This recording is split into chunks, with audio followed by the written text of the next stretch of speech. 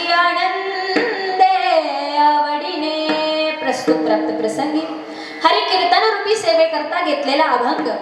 अद्भुत तलावर जन्माला आलेले जड जीवांचा उद्धार करण्याकरता चंदनाप्रमाणे आपला देह जिजवणारे वैराग्याचे मूर्तिमंत पुतळे श्री क्षेत्र देहू निवासी महाराष्ट्र भूषण वारकरी संप्रदायाच्या भक्तीच्या कलशस्थानी असणारे आणि या मृत्यूलोकाच्या नियमांचे उल्लंघन करून सदेह वैकुंठ गमन करणारे संत श्रेष्ठ संत सम्राट जगताचे जगद्गुरु श्री संत जगद्गुरु तुकोबाराय यांचा 4 चरणांचा उत्कृष्ट असा अभंग आज आपल्या सेवेकरता घेतलेला आहे. विठ्ठल विठ्ठल.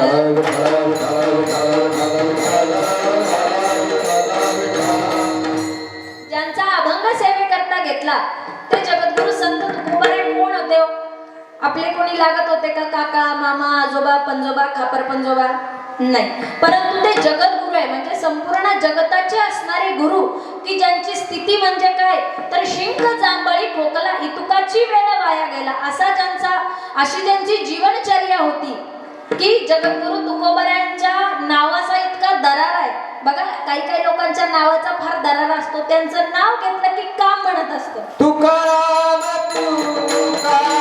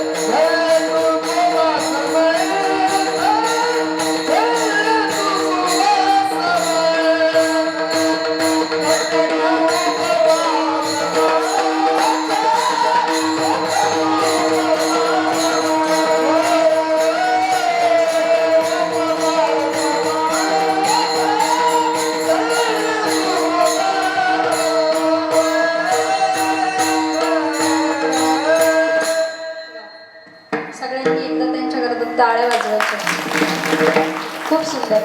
तुकाराम तुकाराम नाम घेता कापे यम. ज्यांच्या नावाचा इतका दरार आहे की यम सुद्धा काय होतो? थरथर कापतो. की ज्या यमराजाला बघून आपण सगळे थरथर कापतो, आपण घाबरतो, तो यमराज तुकोबारायांच्या नुसत्या नावाला घाबरतो. इतका दरारा जगद्गुरु तुकोबारायांचा आहे. आणि त्या जगद्गुरु तुकोबारायांचा हा असणाऱ्या 4 चरणांचा उत्कृष्ट असा अभंग की ज्या अभंगामध्ये जगद्गुरु तुकोबाराय आणि पंढरीश पांडुरंग परमात्मा या दोघांचा संवाद आहे. म्हणजे वेगवेगळ्या भूमिका आहे. वेगवेगळ्या भूमिकांमधून आपल्याला अभंगात प्रवेश करता येईल. त्यापैकी एक भूमिका अशी आहे की जगद्गुरु तुकोबाराय आणि पंढरीश पांडुरंग परमात्मा दोघांचा संवाद चालू आहे. आणि दोघांच्या संवादामध्ये भगवान परमात्मा विचारतोय तुकोबारायांना, तुकोबाराय की तुम्ही एवढे सुखी दिसताय, या सुखी दिसण्याचं तुमचं कारण काय? कारण मी बघतो की या माझ्या मंदिरामध्ये येणारा प्रत्येक व्यक्ती काही ना काही दुःख घेऊन, काही ना काही अडचण घेऊन माझ्या जवळ येतो की देवा एवढं माझं भलं कर, अशा पद्धतीने येतो. परंतु तुम्ही जेव्हा येता आणि तुमच्याकडे बघितलं की तुमच्याकडे बघितल्यावर असं वाटतं की जगातील सगळ्यात सुखी व्यक्ती कोण असेल तर जगद्गुरु तुकोबाराय तुम्ही आहात. मग या सुखाचं कारण काय? तर जगद्गुरु तुकोबाराय सांगतात, वैष्णवा संगती सुख वाटे जीवा. मी वैष्णवांच्या संगतीत राहतो म्हणून मला सुख वाटतं. आणि देवा याच्या पलीकडे मला दुसरं काहीच माहित नाही. आणि कमी देवा काही नेणे काही मला माहित नाही. मग हे संत हे काय करतात? या संतांच्या संगतीत राहिल्यावर नेमकी काय अनुभवायला मिळतं? तर जगद्गुरु तुकोबाराय दुसऱ्या चरणात वर्णन करतात, गाये नाचे उडे आपोलिया छंदे. हे जे वैष्णव आहे हे वैष्णव काय करतात तर ते आपल्या छंदामध्ये आपल्या असणाऱ्या मर्जीमध्ये गातात, नाचतात, उड्या मारतात आणि ते पण कसं माहितीये, आवडीने करतात, मनाची आनंदे आवडीने. मग हे करत असताना त्यांना अनेक असणारे संकट येतात. मग ते संकट कोणते, तर ते संकट आहे लाज, भय, शंका. परंतु जगद्गुरु तुकोबाराय वर्णन करतात की लाज, भय, शंका दुराविला मान, न कळे साधन या प्रती. या वैष्णवांनी काय केलं माहितीये, ही लाज, भय, शंका हे सगळं सोडून दिलंय. हे सगळं सोडून ते काय करतात, ते भगवंताची भक्ती करतात. आणि मग जगद्गुरु तुकोबाराय शेवटच्या चरणात देवाकडे मागणं मागतात की देवा फक्त माझं एक काम कर. काय की तुका म्हणे आता आपुल्या सायासे आम्हा जगदीशा सांभाळावे. कारण जगद्गुरु तुकोबारायांना माहिती आहे की या जगतामध्ये सगळं काही देणारा कोण आहे, तो माझा भगवान परमात्मा आहे, की ज्याच्याकडे सर्व प्रकारची शक्ती आहे, जो सच्चिदानंद स्वरूप आहे. श्रीमद भागवताच्या महात्म्यात पहिल्याच असणाऱ्या श्लोकामध्ये वर्णन आहे, सच्चिदानंद रूपाय विश्वोत्पत्त्यादि हेतवे तापत्रय विनाशाय श्रीकृष्णाय वयं नमः. की तो सत्य स्वरूप आहे, चैतन्य स्वरूप आहे, आनंद स्वरूप आहे. तीनही तापांचा, आध्यात्मिक, आदिदैविक, आदिभौतिक, तीनही तापांचा नाश करणारा माझा भगवान परमात्मा आहे. म्हणून ते काय म्हणतात की हे जगदीशा आम्हाला काय कर, तुझ्या पद्धतीने आम्हाला सांभाळण्याचा प्रयत्न कर. हा झाला अभंगाचा सरळ भावार्थ. विस्तृत चिंतनाला सुरुवात करण्याआधी थोडासा परिहार देणं. संगती सुख वाटे जीवा आणि कमी देवा काही नेणे. जगद्गुरु तुकोबाराय वर्णन करतात की देवा मला काय हवंय, तर मला फक्त आणि फक्त वैष्णवांची संगत हवी आहे. मग हे वैष्णव नेमकी कोण? वैष्णव म्हणजे आमचे वैष्णव महाराज का फक्त नाही. वैष्णव म्हणजे कोण, जे विष्णूचे भक्त आहेत त्यांना वैष्णव म्हणावं. अजून कुणाला वैष्णव म्हणावं? नामदेवराय वर्णन करतात की वैष्णव त्यांना म्हणावं जे काय करतात, जे सतत भगवंताचं नामचिंतन करतात, ते वैष्णव आहे. अजून वैष्णव कुणाला म्हणावं, की जे भगवंताचं नामस्मरण करतात. त्यांच्या संगतीत सुख का आहे मग? म्हणजे वैष्णव म्हणजे असे का ज्यांच्याकडे फार पैसा अडकाय, जे तीर्थ यात्रेला जातात, ज्यांच्या गळ्यात माळ आहे, ज्यांच्या कपाळाला बुक्का आहे, चंदन आहे, ज्यांनी अनेक तीर्थ केलेत, ज्यांनी वाऱ्या केल्यात, असे सगळे जण वैष्णव आहेत का? तर या सगळ्यांचं कॉम्बिनेशन म्हणजे वैष्णव. म्हणजे वैष्णव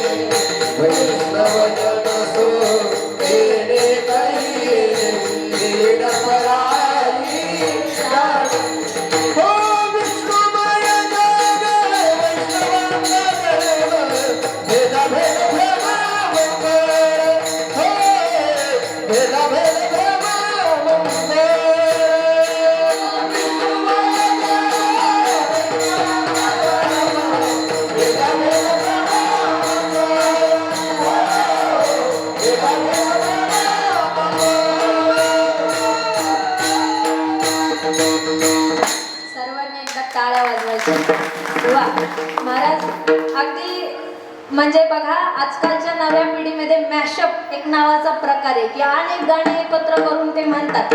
तसं अगदी वाटलं की सगळ्या संतांची वेगवेगळ्या संतांची प्रमाण महाराजांनी मॅशअप केली की काय. अगदी सुंदर पद्धतीने की वैष्णव जन तो तेने कहिए जी पीर पराई जाणे रे. अशा वेगवेगळ्या प्रकारची प्रमाण आहे की वैष्णव कुणाला म्हणावं. विष्णुमय जग वैष्णवांचा धर्म, ज्यांचं जग संपूर्ण विष्णुमय झालंय असे असणारे वैष्णव. आणि या वैष्णव कोण कोण आहे हे आपण आता बघितलं.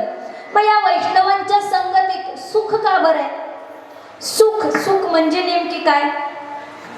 सुखरूप ऐसा तुझा कोणी सांगा, माझ्या पांडुरंगा सारिखा तो. भगवान परमात्मा म्हणजे सुख आहे. मग हे सुख वैष्णवांच्या संगतीत मिळतं कसं. कारण बघा वैष्णवांच्या संगतीत जायचं. आता आपण सगळ्यांनी निंभेरेकरांनी ठरवलं की आता आपल्याला काय करायचंय. आपण आजचं चिंतन ऐकलंय, आजचं कीर्तन ऐकलंय, तर आपण सगळ्यांनी ठरवलं की आता आपण वैष्णवांच्या संगतीत जायचं. मग वैष्णवांच्या संगतीत जाण्यासाठी वैष्णव नेमकी आपल्याला काय असं देतील की ज्याच्यामुळे त्यांच्या संगतीत जावं. कारण आपण सगळेजण असे की आपला फायदा असेल तरच आपण त्या ठिकाणी जातो, आपला फायदा नसेल तर आपण जात नाही. मग आपला काय फायदा वैष्णवांच्या संगतीत जायला. मग आपल्याला काय फार पक्वान्न मिळणार आहे, मिष्टान्न मिळणार आहे का. की वैष्णवांच्या पंक्तीत जर बसलो तर अगदी लाडू जिलेबी पेढे गुलाबजामुन अगदी म्हणजे आता तुम्हाला जे जे आवडत असेल ते सगळं घ्या तुम्ही, असं काही आहे का. वैष्णवांच्या संगतीत आपले विषय पूर्ण होतील याची गॅरंटी नाही. तसं जर महाराज लोकांच्या पंक्तीत बसलं की महाराज लोकांच्या पंक्तीत आजकाल फार वेगवेगळे प्रकार जेवणाचे वेगवेगळे पक्वान्न येतात, सगळे प्रकारचे मिष्टान्न येतात. मग हा एक प्रकार आहे. वैष्णवांच्या संगतीमध्ये कदाचित मिष्टान्न मिळू पण शकतील, पण मिळतीलच याची गॅरंटी नाही. बरं मिष्टान्नासाठी आपण जातो का. नाही मिष्टान्न, कारण मिष्टान्न म्हणजे आपण आपल्या पंचविषयापैकी एक जो विषय तो विषय पूर्ण करतो. परंतु त्या विषयांच्या पूर्ततेसाठी वैष्णवांच्या संगतीत जायचं नाही आपल्याला. मग आपल्याला कशासाठी जायचं. कारण वैष्णवांच्या संगतीमध्ये भगवंताची प्राप्ती होते. तो माझा भगवान परमात्मा की ज्याने आपल्याला हा देह दान करून टाकलाय. पण कशासाठी दान केलाय. जेने हा जीव दिला दयाचे करीन चंगाळ, जगजीवन नारायण गुण गाईन दयाचे. जे आजीवन दिला दयाचे करीन चंगाळ, जगजीवन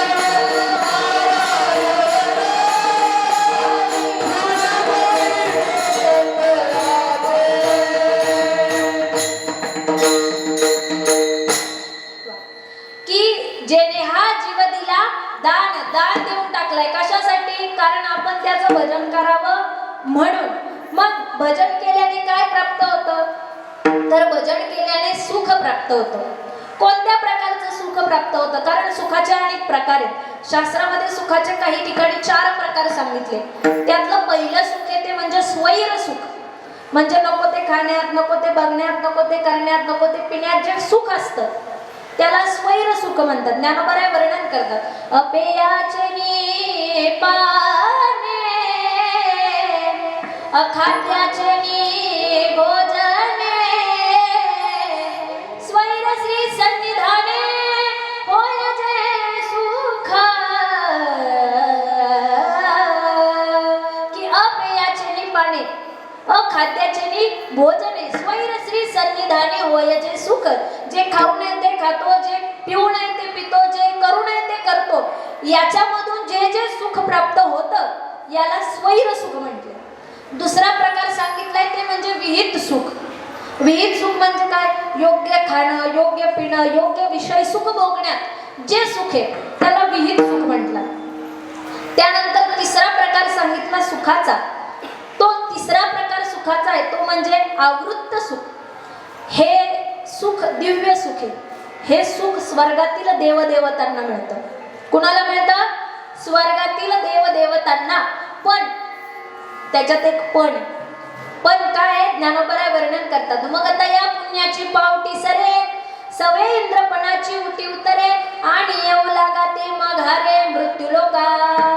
9व्या अध्यायामध्ये वर्णन करतात माऊली ज्ञानोबराय की काय एकदा पुण्याचा असर संपला, पुण्याची पावटी संपली की काय करावं लागतं? परत या मृत्यू लोकात यावं लागतं. श्रीमद भगवद्गीतेमध्ये स्वतः भगवंत वर्णन करून सांगतात, ते तंभुक्त्वा स्वर्गलोक विशालम क्षिणे पुण्ये मर्त्यलोकं विशन्ति एवं त्रयी धर्म मनो प्रपन्ना गता गतं काम कामा लभन्ते. जे स्वर्गातील देवदेवता आहेत त्यांना अनेक प्रकारचे सुखोपभोग मिळतात, पण हे सुख मिळत असताना त्यांना एकच चिंता लागलेली असते की आता आपला पुण्याचा पावर संपला की परत कुठे आहे? परत या मृत्यू लोकात आहे. मग हे आवृत्त सुख आहे, परंतु हे तीनही जे सुख आहे ना, हे सुख आपल्या काही कामाचे नाही. परंतु चौथ्या प्रकारचं सुख आहे ज्याला अनावृत्त सुख म्हटलं जातं, की जे भगवंताच्या नामाने प्राप्त होतं, जे भगवंताच्या करुणेने, भगवंताच्या कृपेने प्राप्त होतं, त्याला म्हटलं जातं अनावृत्त सुख. की जे अविनाशी आहे, अविनाशी सुख देईल निर्वाणी चुकतील खाणी 84च्या. आपण सर्वजण या जन्ममरणाच्या फेऱ्यात अडकलोय. या 84 लक्ष योनीमध्ये फिरता फिरता फिरता फिरता आपण विसरून गेलोय की आता आपल्याला मुक्त पण व्हायचंय. म्हणून कदाचित असं झालं असेल की भगवंताने विचार केला सगळ्यांसाठी आपल्या की यांना मनुष्य देह प्राप्त करून द्यावा. तसा मनुष्य देह फार दुर्लभ आहे. हा मनुष्य देह प्राप्त झाला की काय होतं? मनुष्य देह प्राप्त, कारण एकच एवढी योनी आहे की ज्या योनीमधून आपण भगवंताची प्राप्ती करून घेऊ शकतो. मग ही भगवंताची प्राप्ती करून घेण्यासाठी आपल्याला हा जो मनुष्य देह प्राप्त झालाय, या मनुष्य देहाने काय करायचं? ते सुख प्राप्त करून घ्यायचं. मग ते सुख प्राप्त कशाने होईल? अभंगाचे प्रथम चरण. वैष्णव संगाते दुःख वाटे, वैष्णव संगाते सुख वाटे, वैष्णव संगाते सुख वाटे,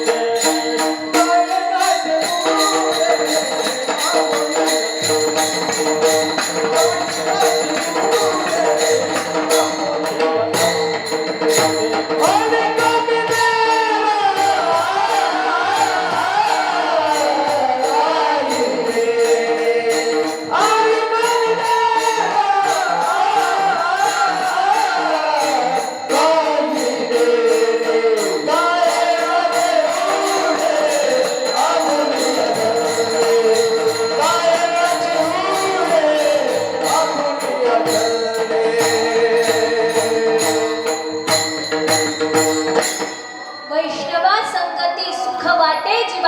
आणि कमी देवा काही नेणे. वैष्णवांच्या संगतीत खरं सुख आहे, कारण संगतीला फार महत्व आहे. जगद्गुरु तुकोबरा इथं असं म्हणाले का आम्हाला श्रीमंताची संगती दे, आम्हाला गरीबाची संगती दे, आम्हाला फार पैशावाल्याची संगती दे? नाही, त्यांनी सांगितलं वैष्णवांची संगती दे. कारण संगतीचे 3 प्रकार आहेत. पहिला प्रकार आहे कुसंगती. कुसंगती म्हणजे काय? वाईट संगती. की वाईट संगतीला माणूस बघा, मित्र असतील तर घरचे सांगतात की या व्यक्तीच्या संगतीत राहू नको, कारण तो चुकीचा आहे तर तू पण चुकीचा वागशील. म्हणजे ही झाली कुसंगती. ढेकणाच्या संगे हिराची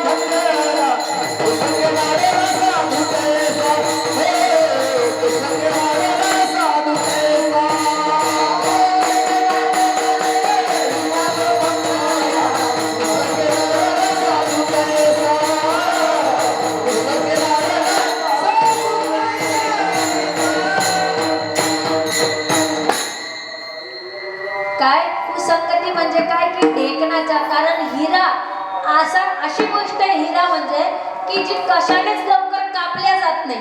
परंतु जर तो ढेकणाच्या संगतीत आला तर तो एवढा कणखर असणारा, कठोर असणारा हिरा सुद्धा काय होतो, भंगून जातो.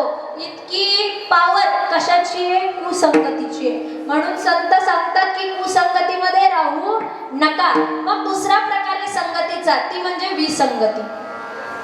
विसंगती म्हणजे रामायणातील उदाहरण आहे. बघा की कैकई माता जी आहे, त्या कैकई मातेने काय केलं, माझ्या प्रभू रामचंद्रांना वनवासाला धाडलं, बरोबर, वनवासाला पाठवलं. परंतु वनवासाला पाठवण्याची जी आयडिया होती ती कोणाची होती बरं, कोणाची होती, मंथरेची.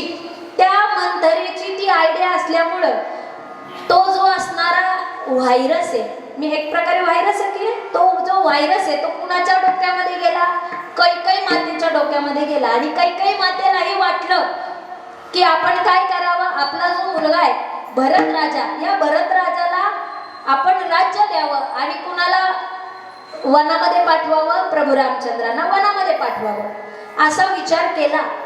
परंतु विसंगती सांगते कुठे, विसंगती या ठिकाणी आहे की एवढं मोठं राज्य मिळालं असताना सुद्धा भरत राजा, जो भरत आहे तो काय विचार करत होता की नाही, मी हे राज्य करणार नाही. ही झाली विसंगती.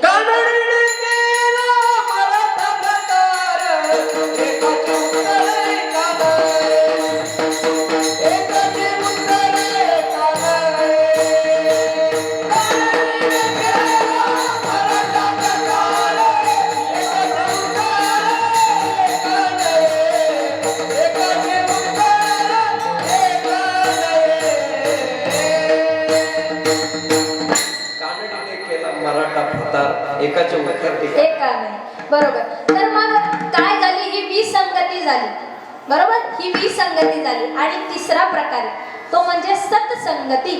सत्संगती म्हणजे चांगल्याची संगती, संतांची संगती. संतन के संग जरा लाग रे, तेरी अच्छी बनेगी. संतन के संग लाग रे, तेरी अच्छी बनेगी.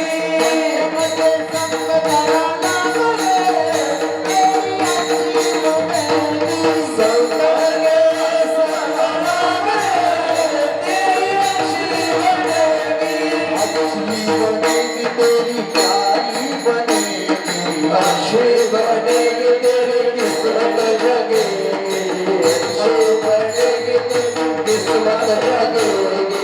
अच्छी बनेगी तेरी किस्मत बनेगी. अरे हे तेरे बड़े भाग रे, तेरी अच्छी बनेगी.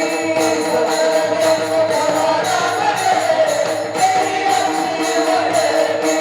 सपने में सब राग रे, तेरी अच्छी बनेगी. तेरी बिगड़ी बनेगी, तेरी किस्मत जगेगी.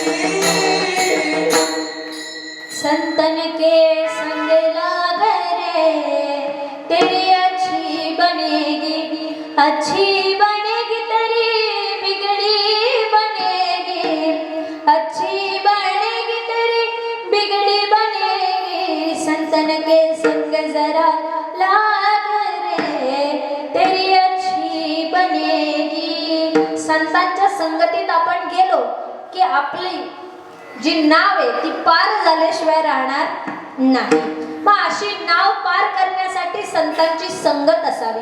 मग या संतांनी नेमकी असं काय केलं, तर या संतांनी 3 गोष्टी केल्या. कारण संतांनी केली आहे साधना, मग या साधनेमध्ये त्यांनी 3 गोष्टी केल्या. पहिली गोष्ट म्हणजे जितासनह, म्हणजे काय, त्यांनी आसनावर विजय मिळवला. आसनावर विजय मिळवला म्हणजे काय, बघा आता आपण सर्वजण अगदी 7:30च्या दरम्यान कीर्तन चालू झालं, हळूहळू मंडळी यायला सुरुवात झाली. आता वाजले 8:30, पण आता कोणी इकडं होतंय, कोणी तिकडं होतंय, कोणी असं होतंय, कोण पाय पसरून बसतंय, बरोबर. म्हणजे काय, आपलं तुमच्याच बाबतीत नाही, आमच्याही बाबतीत तसं आहे. कारण आसनावर विजय प्राप्त नाहीये. असं म्हटलं जातं की कमीत कमी एका आसनामध्ये कमीत कमी 1 तास तास बसावं एका आसनामध्ये. जर आपल्याला भगवंताची प्राप्ती करून घ्यायची आहे, ज्ञानोबराय ज्ञानेश्वरीत अनेक प्रकारे भगवंताची प्राप्तीचे आपल्याला मार्ग सांगतात. त्यापैकी एक मार्ग म्हणजे कुंडलिनी जागृत करणं. या कुंडलिनी जागृत करण्यासाठी आपल्याला वज्रासनात बसावं लागतं. या वज्रासनात बसत असताना किती वेळ बसावं? खरं तर त्याला काही माप नाहीये, पण कमीत कमी किती वेळ बसावं?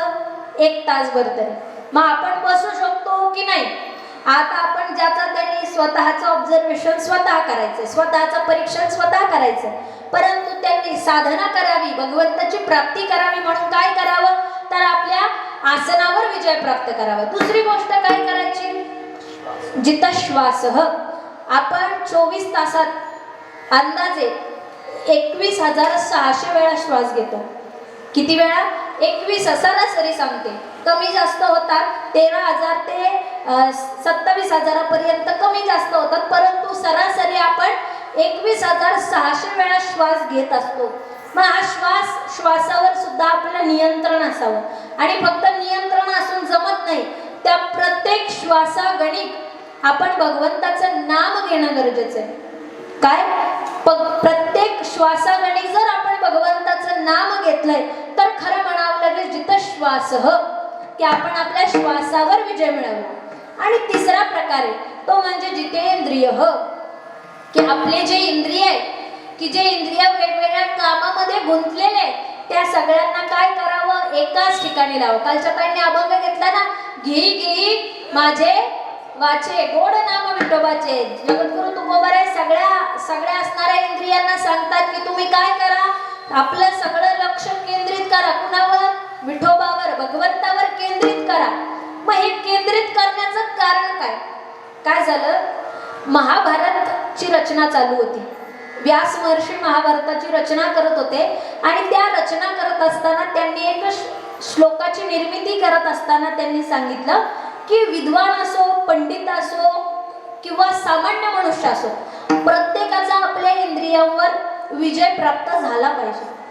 त्यांच्याजवळ त्यांचे एक शिष्य म्हणजे जैमिनी ऋषी बसलेले होते. जैमिनी ऋषींनी व्यास महर्षींना प्रश्न विचारला, गुरुदेव मला एक सांगा की सामान्य मनुष्याचं ठीक आहे, त्याचे इंद्रिय त्याच्या ताब्यात नसतील तर तो वेगवेगळी कामं करेल, वेगवेगळ्या ठिकाणी त्याचं मन जाईल, करू नये ते करेल, खाऊ नये ते खाईल. परंतु विद्वानांना काय गरज आहे इंद्रियांवर इतकं लक्ष देण्याची, इतकं केंद्रित करण्याची काय गरज आहे? व्यास महर्षी म्हणाले, नाही जैमिनी ऋषी, तसं नाहीये, विद्वानांना देखील गरज आहे. जैमिनी ऋषी म्हणाले, नाही गुरुदेव, तुमच्या सगळ्या गोष्टी मी मान्य करतो, पण मला ही गोष्ट काही मान्य नाही. असं कोण म्हणाला? जैमिनी ऋषी. कुणाला? व्यास महर्षींना. व्यास महर्षी ते आहेत की जे श्रीमद भागवतामध्ये भगवंताचे 24 अवतार वर्णन करून सांगितले. त्या 24 अवतारांपैकी 17व्या क्रमांकाचा अवतार म्हणजे व्यास महर्षींचा आहे. व्यास महर्षी म्हणजे नमोस्तुते व्यास विशाल बुद्धे फुलारविंदाय कपात्र नेत्र येण्यात्वया भारत तैल पूर्ण प्रज्वालितो ज्ञानमय प्रदीप. की ज्यांनी काय केलं? वेदाचे 4 भाग केले, पुराणांची रचना केली, महाभारतासारख्या ग्रंथाची निर्मिती केली, असे असणारे व्यास महर्षी. आणि व्यास महर्षी कुणाला म्हणताय? जैमिनी ऋषींना. जैमिनी ऋषी म्हणताय, नाही विद्वानांना इंद्रियांवर आळा घालण्याची गरज नाही. असं म्हटल्यानंतर व्यास महर्षी म्हणाले, ठीक आहे, तुम्हाला नसेल मान्य करायचं, नका मान्य करू. एक 5-10 मिनिटं होऊ दिले व्यास महर्षींनी.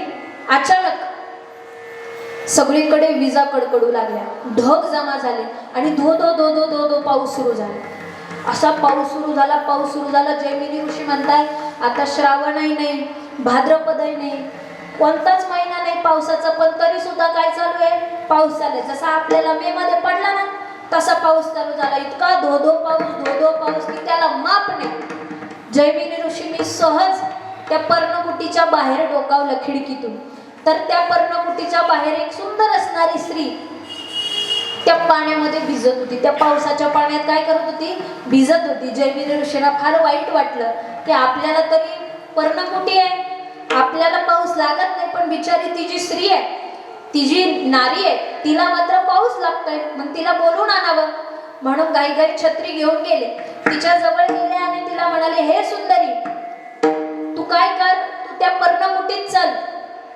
तू या पावसामध्ये भिजू नको, आजारी पडशील. परंतु ती जी स्त्री होती ना, ती स्त्री म्हणाली नाही, अशा कोणत्याही परपुरुषासोबत मी कुठेही जाणार नाही. जैमिनी ऋषी म्हणाले, अरे मी ऋषी आहे, मी तुला मदत करतोय आणि तू म्हणती परपुरुषासोबत जाणार नाही. ती म्हणाली नाही, जर तुम्हाला वाटतंय मी तुमच्या पर्णकुटीत यावं तर आत्ताच्या आत्ता माझं पाणी ग्रहण करा, आत्ताच्या आत्ता माझ्यासोबत लग्न करा. आता हे काय एवढं सगळं चालू आहे, तर ही व्यास महर्षींनी रचलेली माया होती. तो पाऊसही मायावी होता, त्या ज्या विजा कडकडत होत्या त्याही मायावी होत्या. ती जी स्त्री होती ना, ती सुद्धा मायावी होती. मग ती जी असणारी मायावी स्त्री ते असणाऱ्या जैमिनी ऋषींसोबत निघाली. कशासाठी? जैमिनी ऋषींनी तिला सांगितलं, ठीक आहे तुला वाटतं ना मी तुझं पाणी ग्रहण करावं, ठीक आहे मी पाणी ग्रहण करतो. म्हणे नाही, नंतर नाही, आत्ताच्या आत्ता, लगेच. मग लगेच म्हटल्यानंतर जैमिनी ऋषी म्हणाले, ठीक आहे तुझं म्हणणं आहे तर मी लगेचच्या लगेच तुझं पाणी ग्रहण करायला तयार आहे. लगेच यज्ञ मांडला गेला. त्या असणारी यज्ञामध्ये जी अग्नी आहे, अग्नी प्रज्वलित झाला. मग अग्नीचे 7 फेरे असतात ना, पहिला झाला, दुसरा झाला. परंतु तरी सुद्धा तिची एक अट होती, मी चालणार नाही. त्या फेऱ्यामध्ये चालावं लागतं ना, काही फेरे नवरी पुढं असते, नवरदेव मागं, काही ठिकाणी नवरदेव पुढं, नवरी मागं, बरोबर की नाही. तर मग ती म्हणाली, मी तशी चालणार नाही, मला तुम्हाला उचलून घ्यावं लागेल. मग त्यांनी तिला खांद्यावर उचलून घेतलं. पहिला फेरा झाला, दुसरा झाला, तिसरा झाला, चौथा झाला, 5वा झाला आणि 6व्या फेरीला जेव्हा सहज जैमिनी ऋषी बघत होते तर त्यांनी बघितलं अशी पांढरे पांढरे केस त्यांच्या हाताला लागते. ते विचार करत हे पांढरे केस कोणाचे? कारण मी जी स्त्री पाहिली ती अतिशय सुंदर, आणि स्त्रियांचं सुंदरतेचं महत्व म्हणजे त्यांचे काळे कुरळे, काळे असणारे केस. मग ते काळे असणारे केस अचानक पांढरे कसे झाले म्हणून सहज वरती बघावं म्हटलं. तर ते जे वरती ज्यांना खांद्यावर उचलून घेतलं होतं ती कोणतीही स्त्री नव्हती, ते व्यास महर्षी होते. आणि ती व्यास महर्षींची दाढी होती. सांगण्याचं तात्पर्य काय की व्यास महर्षी आधीच सांगत होते की इंद्रियांना आवरणं हे विद्वानांचं देखील काय काम आहे. परंतु आधी जैमिनी ऋषींनी ऐकलं का? नाही ऐकलं. म्हणून त्यांना परत एकदा त्यांना काय म्हणतात, एक्सपेरिमेंट आधी वापरून बघा मग विश्वास ठेवा, असं असतं ना घडी डिटर्जंट. तसं मी प्रमोट नाही करत आहे कुणाला, पण सांगते की आधी त्यांनी काय केलं, आधी एक्सपिरियन्स घेतला आणि एक्सपिरियन्स घेऊन मग त्यांना लक्षात आलं की विद्वानांना सुद्धा आपल्या इंद्रियावर आवर घालणं काय गरजेचं आहे. विठ्ठल विठ्ठल.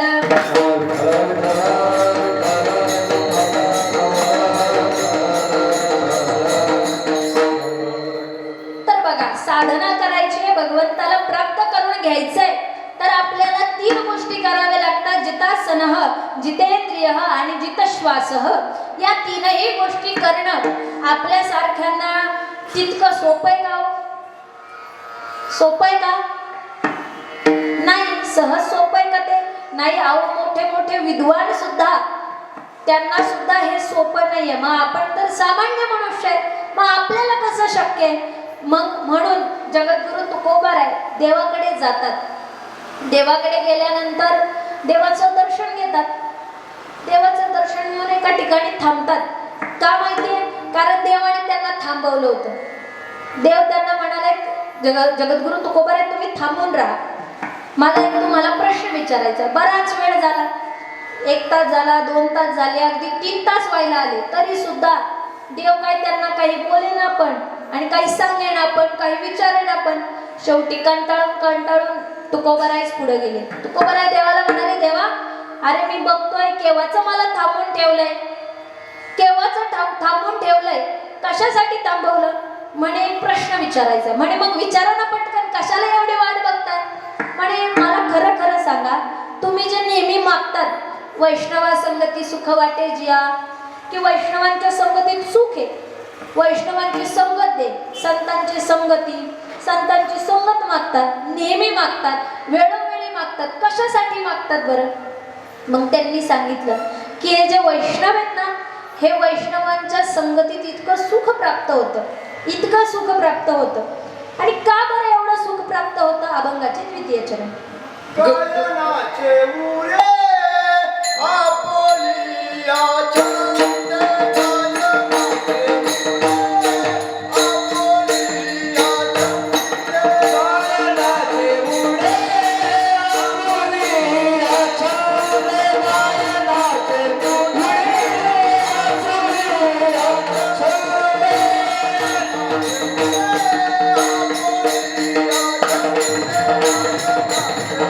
गायनाचे मुळे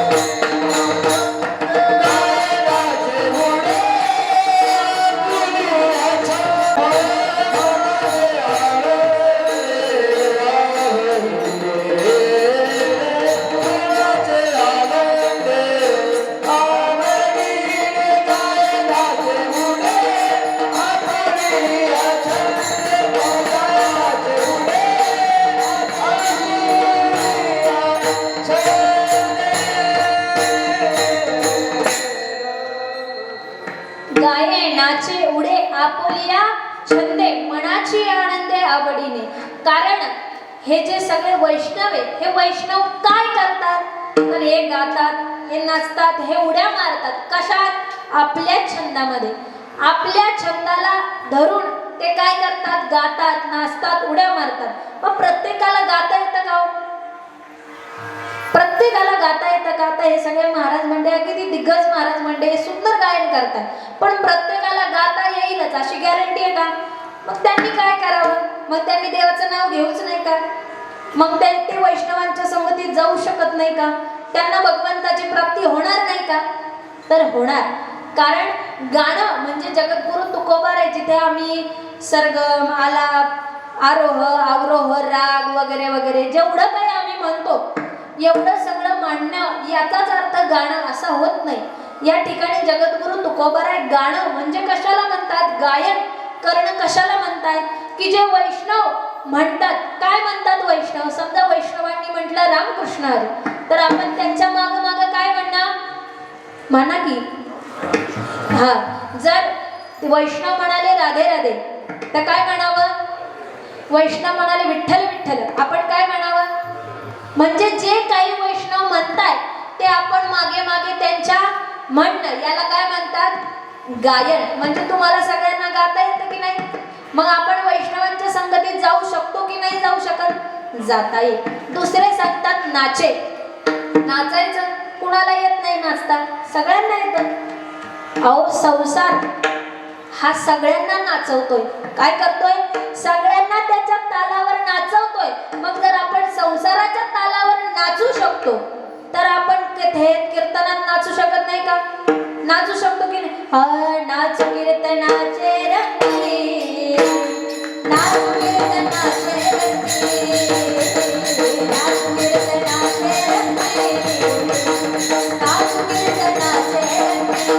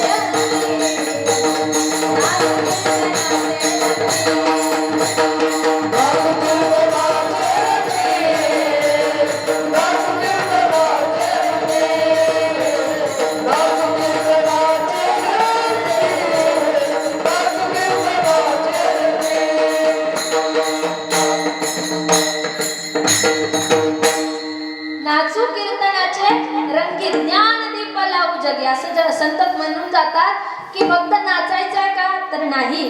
कीर्तनात आल्यावर नाचायचंय, पण नाचण्यासोबत काय काय करायचंय? ज्ञान दीप लावू जगी. कारण कीर्तन, प्रवचन हे असे व्यासपीठ आहेत की या व्यासपीठामुळे आपल्या सर्वांना ज्ञान प्राप्त होतं. कारण आपण जाऊन प्रत्येक वेळी गाथा उघडत नाही, आपण प्रत्येक वेळी जाऊन ज्ञानेश्वरी उघडत नाही, परंतु आपण एक काम करतो की आपल्या गावात सप्ताह असेल, कीर्तन असेल, कथा असेल, तर आपण काय करतो? तिथे येऊन बसतो. मग हे जे व्यासपीठ आहे, कशाचं व्यासपीठ आहे? ज्ञानाचं व्यासपीठ आहे. म्हणून या ठिकाणाला आपण काय काय घेऊन जातो?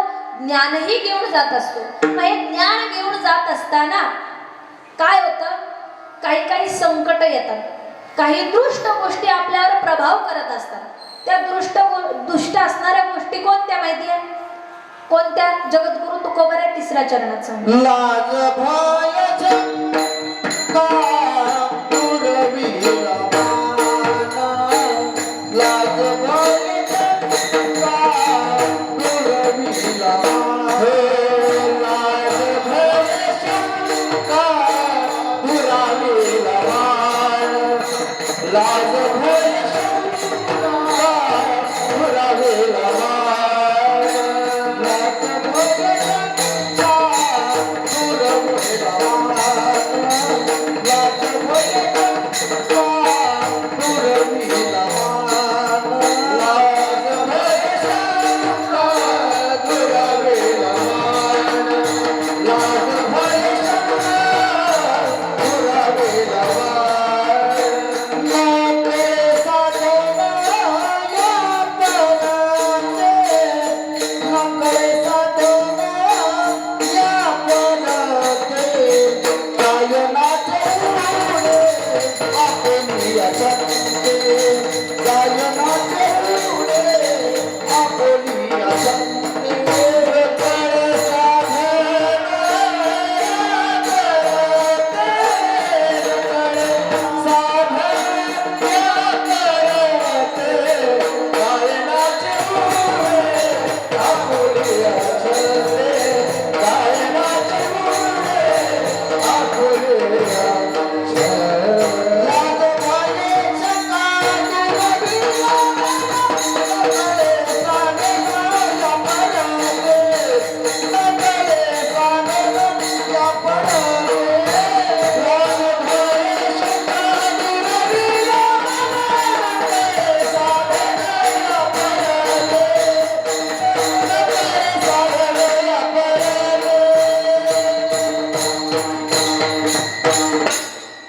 लाज भय शंका दुराविला मान, नकळे साधन या परते. या सगळ्यामध्ये काय आपल्याला संकट देतं माहितीये?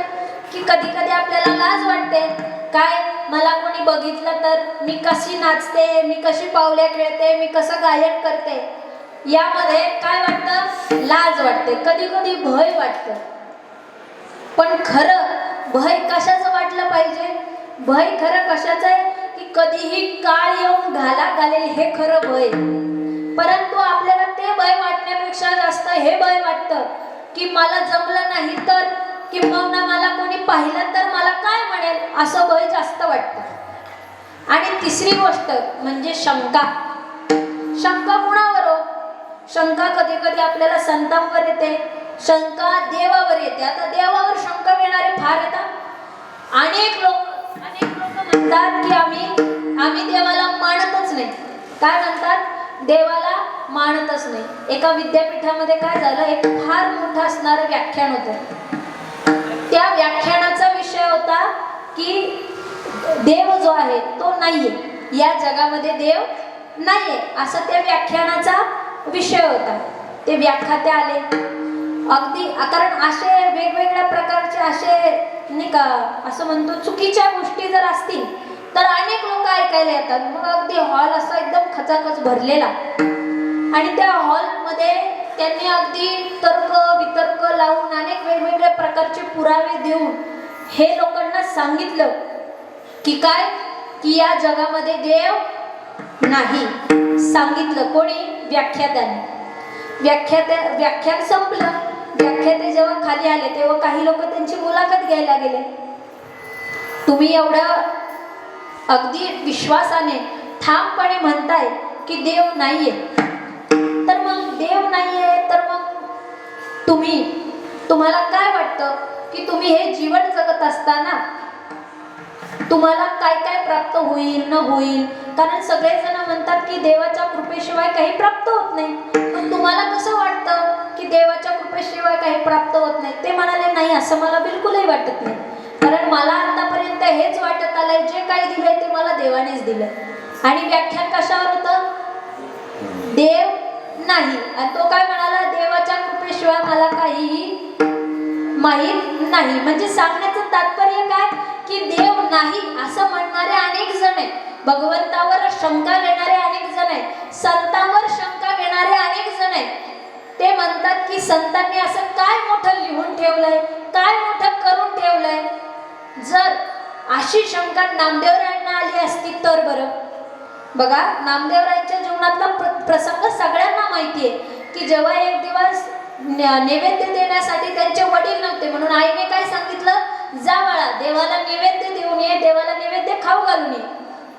आणि देवाला नैवेद्य खाऊ घालून ये असं म्हटल्यानंतर झालं काय, नामदेवराय पळत पळत नैवेद्याचं ताट घेऊन मंदिरात गेले. देवाला सांगितलं, देवा खाऊन घे. आता जर मला सांगा, त्यावेळी जर शंका आली असती की देव खातच नाही, देवाला देव येणारच नाही, कदाचित येईल की नाही येईल माहीतच नाही, म्हणजे शंका घेतली असती, तर त्यांनी जर ठामपणे विश्वास ठेवला नसता की देव येणारच आहे, देव हा नैवेद्य खाणारच आहे, तर मला सांगा देव त्यांना खरंच प्राप्त झाला असता का? भगवंताचे सगळ्यात लाडके भक्त कोण आहे? नामदेवराय. कारण जेव्हा ज्ञानोबाराय तीर्थयात्रेला निघाले ना, तेव्हा ज्ञानोबारायांनी विचार केला, फक्त ज्ञानाने जाऊन जमणार नाही, ज्ञानासोबत नामालाही यावं लागेल, आणि नाम म्हणजे साक्षात नामदेवराय. पण जेव्हा हे सगळं विचारण्यासाठी ज्ञानोबाराय भगवंताकडे गेले, पांडुरंग परमात्मा समोर हात जोडले आणि सांगितलं, देवा मी तीर्थयात्रा करण्याकरता चाललोय, परंतु फक्त ज्ञानाने लोक ऐकणार नाही, ज्ञानासोबत नामही लागेल, मग कृपा करा आणि नामदेवरायांना माझ्यासोबत पाठवा. आता ज्ञानोबाराय सगळ्यात लहान भक्त आहे असं म्हणायला हरकत नाही, कारण 16व्या वर्षापासून जर ज्ञानोबारायांनी ज्ञानेश्वरी लिहायला सांगायला सुरुवात केली आहे, तर ज्ञानोबाराय ही फार मोठे भक्त आहे. परंतु तरी सुद्धा भगवंत करुणेने इतका व्याकुळ झाला, इतका दुःखी झाला की ज्ञानोबाराय तुम्ही काहीही मागितलं असतं ना तर मी सहज देऊन टाकलं असतं, परंतु तुम्ही कुणाला मागितलं? माझ्या नामदेवरायांना मागितलं. म्हणजे नामदेवराय भगवंताचे सगळ्यात लाडके भक्त आहे. परंतु संतांनी जर अशी शंका घेतली असती तर आज जो भगवान परमात्मा आपल्याला समजतो, जे संत आपल्याला समजतात, ते समजले असते का? नसते समजले. म्हणून आपण जेव्हा भगवंताची प्राप्ती करण्याच्या हेतूने पुढे जात असतो, तेव्हा आपल्याला काय करावं लागेल? तर भगवंताचं नामस्मरण करता करता त्याच्यावर शंका कधीही घेता कामा नये. म्हणून सर्वांनी वरात करायचे, भगवंताचं नामस्मरण करायचं. विठोबा रखुमाई. गुरु तुकोबाराय या अभंगात त्याच गोष्टी वर्णन करतात की ते सांगतात काय? वैष्णवा संगती सुख वाटे, जीवा आणि कमी देवा काही नेणे, गाये नाचे एवढे आपोलिया छंदे, मनाची आनंदे आवडीने, लाज भय शंका दुराविला, मान न कळे साधन या परते. ज्यांनी ज्यांनी भगवंताची प्राप्ती केली आहे, ज्यांनी ज्यांनी वैष्णवांची संगत प्राप्त केली आहे, त्यांना वैष्णवांची संगत मिळालेली असताना त्यांनी काय काय कर्म केले? तर त्यांनी भगवंताची प्राप्ती करून घेतली. मग जगद्गुरु तुकोबाराय वर्णन करतात शेवटचं चरण. तुका म्हणे आता फुल्या सायासे, तुका म्हणे आता फुल्या सायासे, तुका म्हणे आता फुल्या सायासे, तुका म्हणे आता फुल्या सायासे. आभा जगदिशे सांभाळावे, आम्हा जगदिशे सांभाळावे, गायनाचे उडे आठवड्या छळे, गायनाचे उडे आठवड्या छळे. आम्हा जगदिशे सांभाळावे, आम्हा जगदिशे सांभाळावे, गायनाचे उडे आठवड्या छळे, गायनाचे उडे आठवड्या छळे. मनाचे आंबे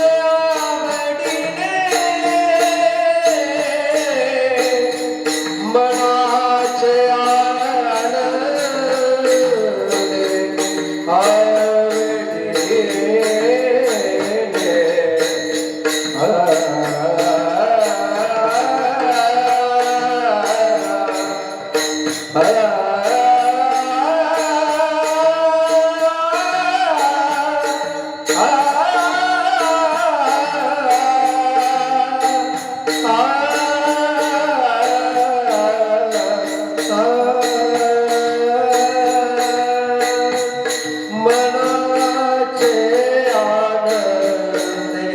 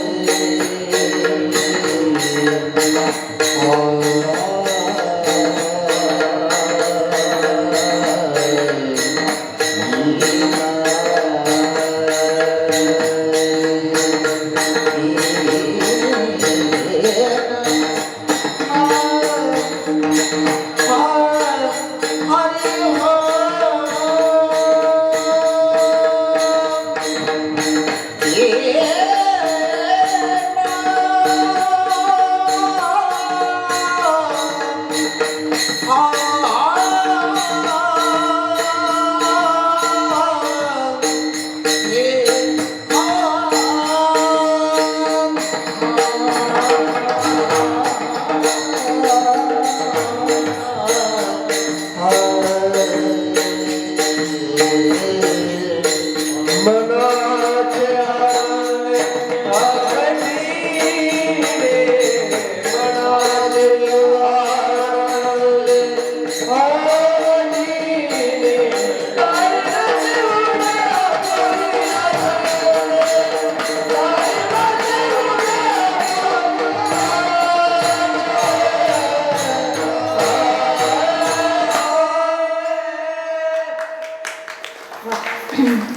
तुका म्हणे आता आपुल्या सायासे आम्हा जगदीशा सांभाळावे. जगद्गुरु तुकोबाराय म्हणतात की हे जे वैष्णव आहेत किंवा जे वैष्णवांच्या संगतीत जाणारे त्या सगळ्यांना काय कर देवा तू सांभाळून घे, कारण तुझ्यामध्येच तेवढी ताकद आहे.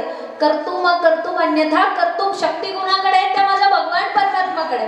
तोच माझा भगवान परमात्मा आहे की जो सगळ्या तापांचं हरण करू शकतो, तोच सगळ्यांना सुख प्रदान करू शकतो, तोच आहे सगळ्यांना आनंद प्रदान करू देणारा माझा भगवान परमात्मा आहे. मग त्या भगवान परमात्म्याला तुकोबाराय काय सांगतात की आम्हा जगदीशा सांभाळावे. आमचा सांभाळ करण्याचा जे काही जबाबदारी आहे ती देवा आम्ही तुमच्यावर सोडून दिली. आता तुम्हाला काय करायचंय, मग आम्हाला सांभाळायचंय की नाही सांभाळायचंय देवा तू ठरव, परंतु आम्ही तुझ्यावर काय दिली जबाबदारी देऊन टाकली आहे. असो आपली वेळ संपलेली आहे नियोजित वेळेप्रमाणे. तसं कीर्तन थोडं उशिरा सुरू झालं, परंतु तरी सुद्धा मी फार तुमचा वेळ घेणार नाही.